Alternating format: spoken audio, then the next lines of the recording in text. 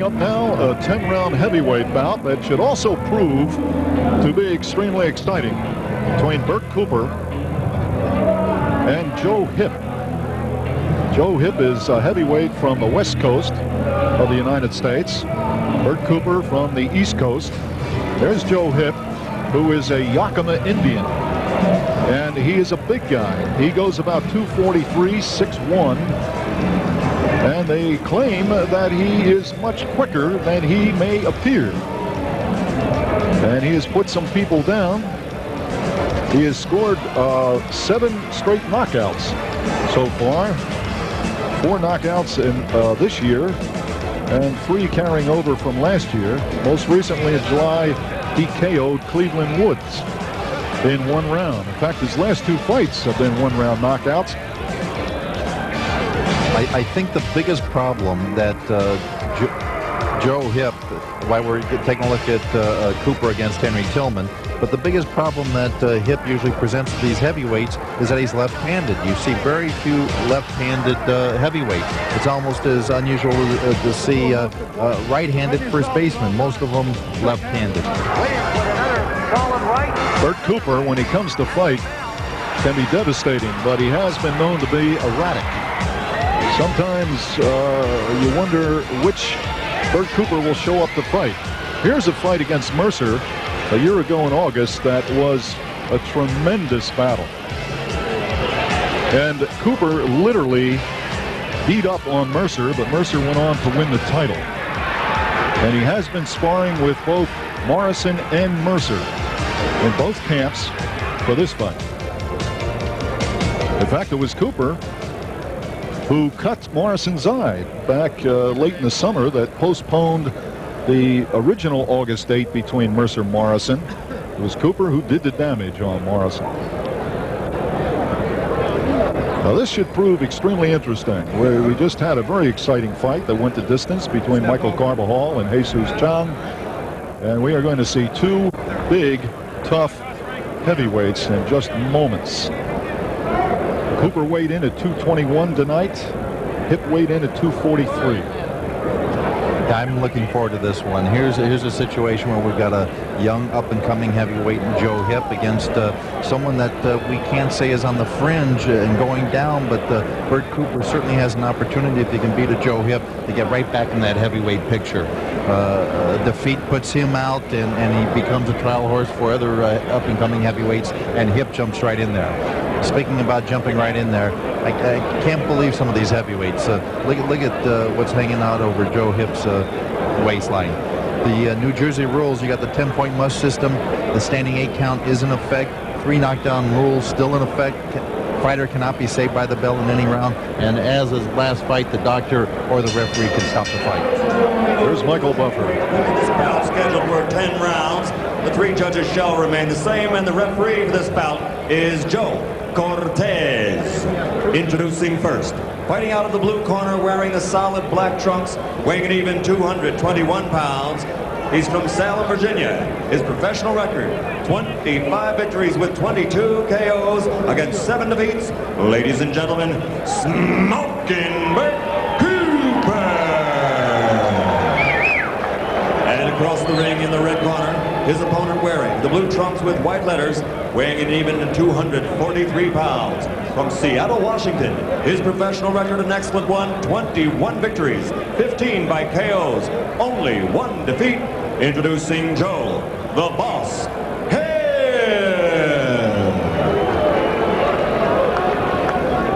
All right, gentlemen, went over the rules in the dressing room. I want a good, clean fight.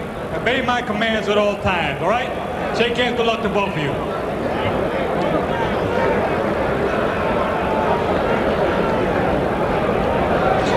Joe Cortez is the referee for this 10-round heavyweight fight.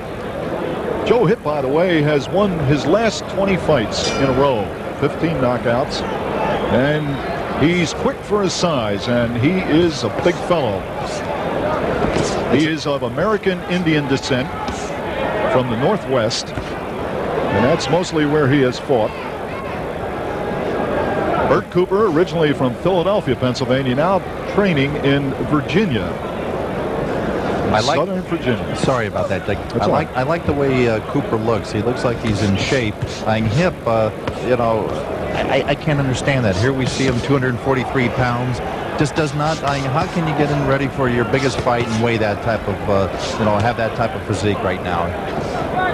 Bert Cooper on June 1st of 1989 fought a very strange fight against George Foreman, losing in the 3rd round, and his purse was held up because he was so lackluster in that fight. But then he bounced back in August of 1990 to fight an incredible 12-round fight, losing his North American Boxing Federation heavyweight title to Ray Mercer. So he has shown contrasts in his fighting ability. He can look very lackluster, and he can also look extremely effective. Well, for that Foreman fight, he just wasn't into it mentally, and it showed from the first bell out. But here, he's had a chance to get in shape. As you mentioned earlier, he's been sparring with Mercer, and that's certainly been some top-notch work, and Morrison. There's another good right by Cooper. Round 1 scheduled for 10, obviously in the heavyweight division. Hipp's not in with an old-time David Bay right now. I mean, who he ended up beating. I mean, he's in with a guy that looks like he's in top shape, and Cooper certainly looks like he's motivated to win this fight. Joe Hipp is an ex-football player, wrestler, and he's wearing a knee brace on his right knee, which is probably the result of an old football injury. Or maybe too much weight. 1 minute remaining in round 1. I don't like the way that Hipp throws that right hook. It's a very lazy roundhouse right hook to the body. Right hand from Cooper. Bert Cooper wants to stay in the title chase, he says, and he needs some good performances. Looks like he's going to stay in this title chase if he keeps on hitting Hipp with those straight right hands. 30 seconds remaining in round 1. Cooper has won his 3 fights so far in 1991, all knockouts. Hipp's right eye is already swollen, Dick.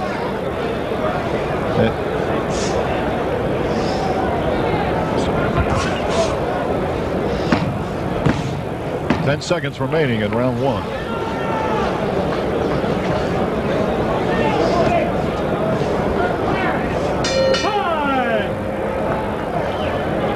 Yes, you are right, Dan. That right eye is swelling underneath the right eye. Joe Hipp. He's got that type of bruise that it's like a blood blister in a way, and all that is going to do is swell up bigger and bigger.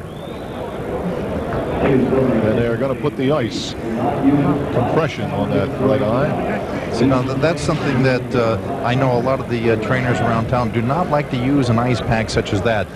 When you use a fluid ice pack like that, you can't apply the pressure, because when you push down on that ice pack, it goes out when it's liquid, and it goes out to the sides. It doesn't hit that.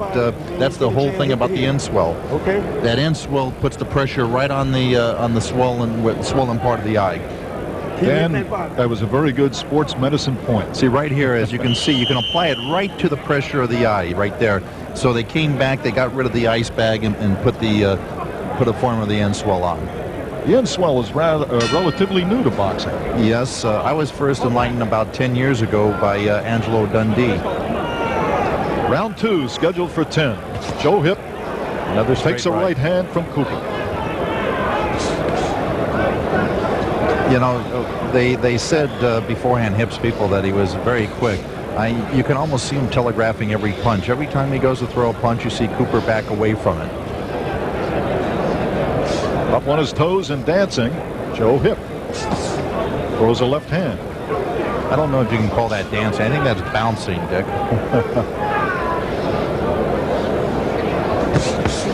Bert Cooper lost in 2 rounds to Riddick Bowe, the young heavyweight, up-and-coming heavyweight, in October of '90, but has come back in '91 to win all 3.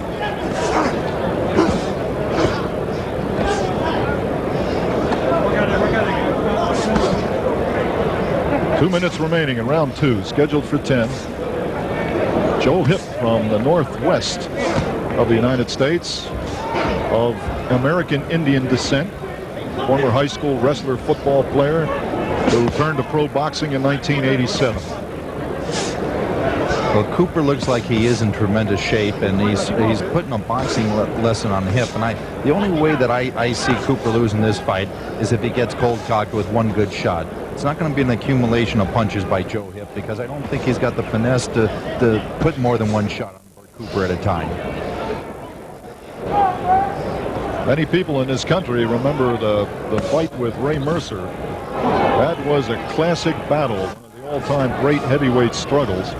So Bert does have the ability, and although he's had his lapses against Bowe and Foreman, he has looked good this year. And one of the reasons is because he has changed his training site. And apparently is more disciplined now in the gym. 1 minute remaining in round 2. You know, just a few seconds ago, it's one of the first times I've seen it in boxing. Bert Cooper threw a great shot to the body of Joe Hipp, and I lost track of Cooper's hand. I couldn't find it. Even George Foreman, with as big as he was, he didn't have a gut hanging over his trunks. Left-right combination from Cooper, working inside.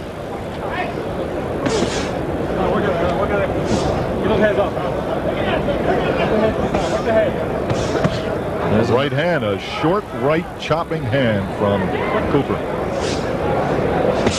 And a left from Hipp. Stay close, John. Stay close. In close fighting now. 10 seconds remaining in round 2. Scheduled for 10. A wild left hand from Hipp and a counter from Cooper.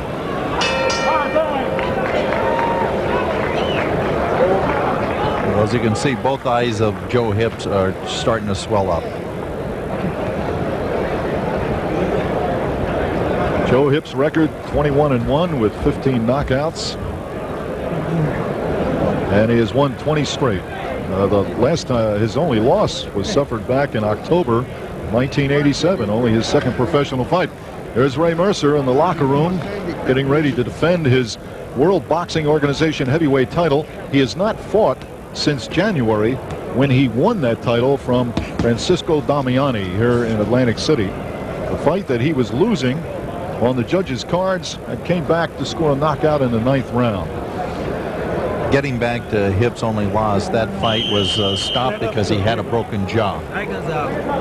Now, there they go again, applying the ice bag. I disagree totally with that. I mean, they should have that end swell on there, which is still a frozen metal object that is as cold as probably colder than an ice bag, and you've got the force of it where it stays right on the bruised eye. Plus, Dan, with the plastic bag, it also is irritating to the skin. And if you were to leave it on there long enough, theoretically, you would cause frostbite. All I know is one thing, is that in between rounds, and right now both eyes are swollen up, and as we saw last fight with Carbajal, when his eye was starting to swell up, they used the end swell, and you notice it didn't bother him for the rest of the fight until the 10th round when he got it cut. So right here, you know, it could be a part of Joe Hipp's makeup, but the bottom line is I don't think a plastic bag filled with ice cold water is going to do the trick on making that swelling go down. Cooper is working neatly inside with short chopping lefts and rights, and now Hipp is leaning on him, trying to use that 243 pounds. 2 minutes remaining in round 3.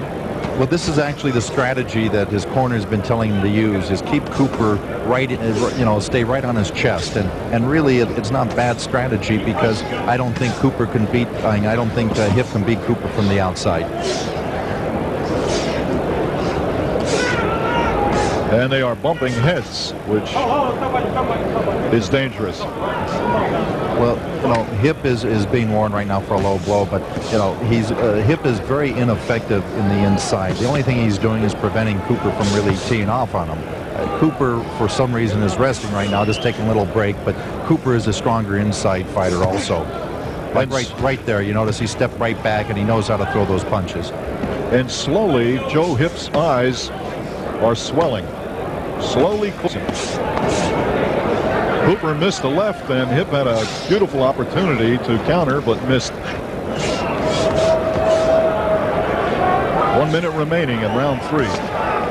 Right now, with the way Hipp's throwing those punches, it looks like someone's tied 100-pound sandbags on his arms, because he's not throwing it with the force that he was earlier.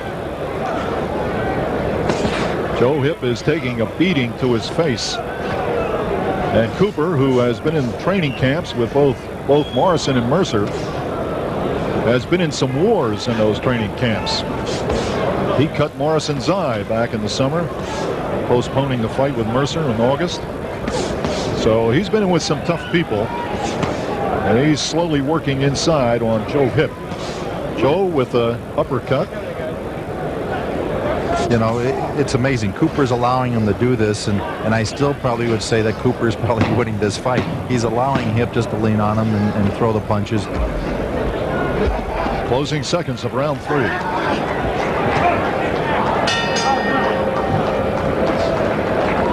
Dan, if you noticed, and I'm sure you did at the end of round 3, that Hipp seemed to be deliberately trying to aim his head at Cooper's face. Now you see Mike Hall, his corner man. He's got the inswell back. See the technique there. We see a beautiful crowd. It's filled up out here, Dick. This is the West Hall, just off the main convention hall in Atlantic City, on the legendary boardwalk in Atlantic City along the Atlantic Ocean. All the casinos are along the boardwalk, and we are here right next door to the Trump Plaza. Seconds out.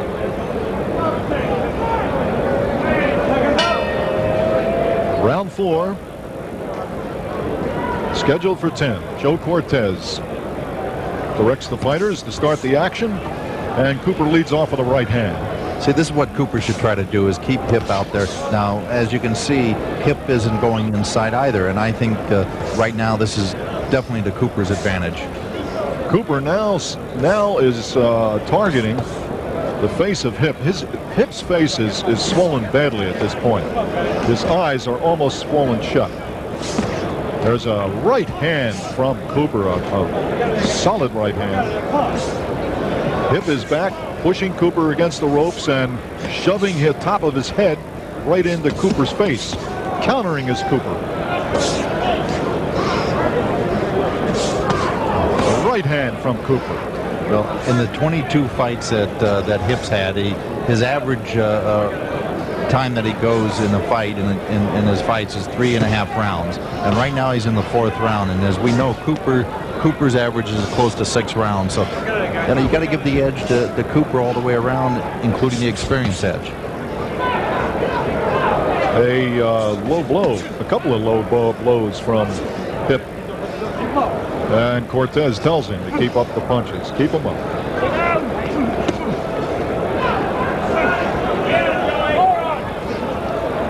Halfway through round 4 now, and the swollen eyes may become a factor as far as the medical people are concerned here at ringside.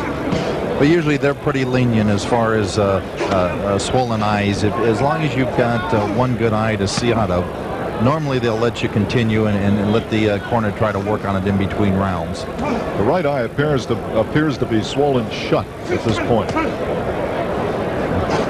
Yeah, right now, I'm surprised at Cooper's tactics. Really, he's letting Hipp lean on him, and that's going to tire Cooper out more than getting hit by him. So, if I was Cooper, I'd try to stay in that center of the ring and stop letting Hipp have this type of fight on him.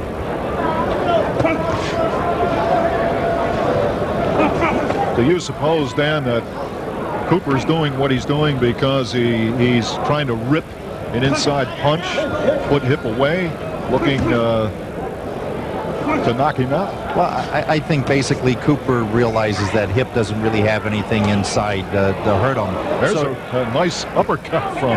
Exactly. Cooper's the better inside fighter. So, and then I think Cooper's just letting him tire himself out, let Hipp tire himself out. But sometimes I hate that type of strategy because anything can happen in a fight, and Hipp could get lucky and throw that one haymaker. 10 seconds remaining in round 4.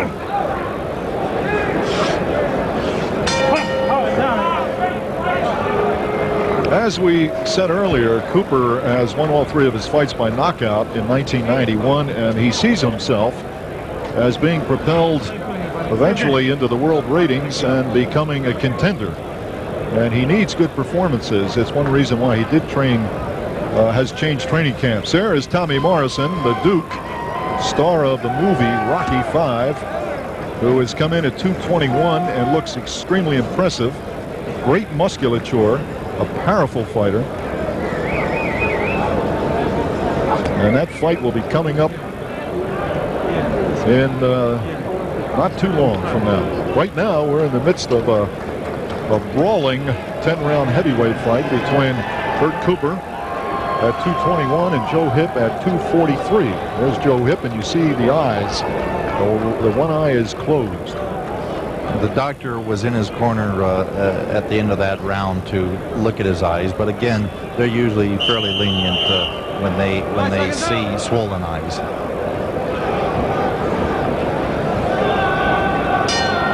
Round 5 scheduled for 10. Bert Cooper's looking impressive too. He always had a very stocky, muscular build, but he's looking particularly good these days. But you mentioned in between rounds about what a win here over Joe Hipp would do for him, and with a name like Bert Cooper, it catapults him into the heavyweight picture. Not necessarily as a marquee name, no means by that, but he'll get a shot against one of these young heavyweights.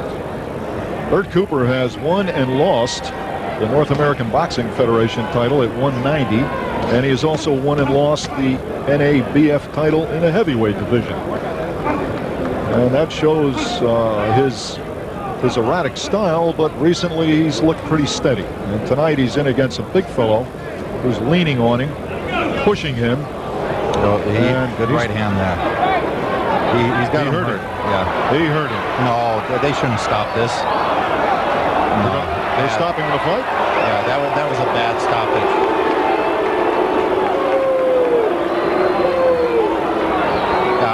You know, even though the doctor was in his corner, I feel you got to give him a shot. He did get staggered by that right hand, but I think it was a little bit premature. Do you suppose, Dan, that the doctor came in between the last round and said, listen, if he looks like he's even getting in trouble this next round, stop the fight? Do you think that's possible? Well, if the doctor did say that, I would say that the doctor was wrong. And, you know, I certainly like to protect the fighters at all times. But here you had Joe Hipp, and I can see him right now that his eyes were still open. Right there, as you can see, got hurt by that right hand. But, you know, he still, had his senses together. Joe Cortez stepping in, stopping the fight prematurely. As you can see, Hipp was just coming back now with, another left. Again, I think what just happened here is Cooper was just the better fighter.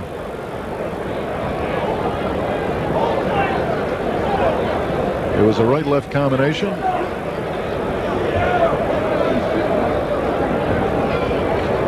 The only thing we can surmise is it is possible the medical doctor, before this round started, may have indicated if he looks like he's even in the slightest trouble getting hit in the eyes to stop it. We don't know. Well, not that this is a good reason to not stop it, but we've seen a lot worse, not only on TV KO, but in boxing, where fighters have their cut eyes or swollen eyes. Joe Cortez steps in to stop this bout at 1 minute, 1 second of the 5th round. The winner by TKO, smoking Bert Cooper now has 4 straight knockouts this year. After losing his last fight in 1990 to Riddick Bowe, he has come back in 91 and has won 4 straight. He is 26-7 now with 23 knockouts and looking to be in the title race somewhere down the line. Well, this certainly puts him right back in. Cooper's... Here we go with the total punches thrown in the fight. As you can see, Cooper was right on, 67%. I don't know if I've seen an average like that.